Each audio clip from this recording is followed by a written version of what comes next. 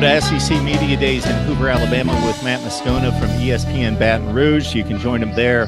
After Further Review is his daily show for some great SEC football talk, because you get a short sample here on Mark Rogers TV, and you can see and hear exactly what I'm talking about. Dan Mullen joins the circus on Tuesday from Mississippi State. Your thoughts about Mullen's situation there at Mississippi State? Yeah, it's odd because there always seems to be this chatter every offseason, and you hear Dan Mullen's name for almost every job that comes open. And maybe that's just because he has a good agent that's keeping his guy top of mind in a lot of places.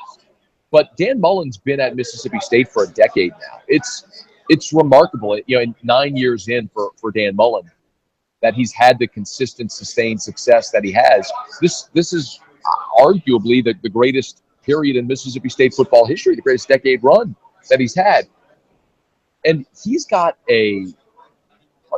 a team this year that is going to beat somebody they're not supposed to.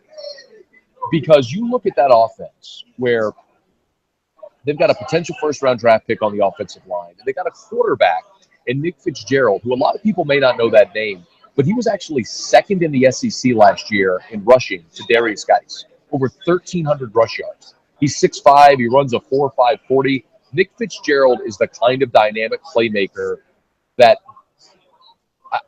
I hesitate to use the comparison to Dak Prescott, but that's who they're hoping he can be.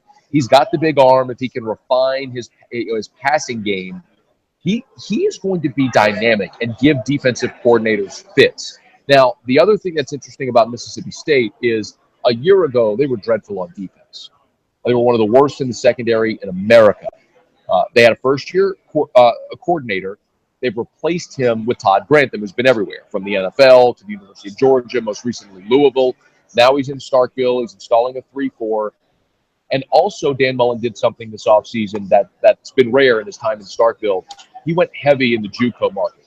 They've got 6 new players on defense that were junior college transfers that they're expecting to get them better defensively immediately. There's a lot of people sleeping on Mississippi State, and I get it. That's not a team that you would ever expect is going to challenge to win the SEC West. But that's a team that is going to beat somebody this year they're not supposed to beat, because that's a much better team than people are giving them credit for.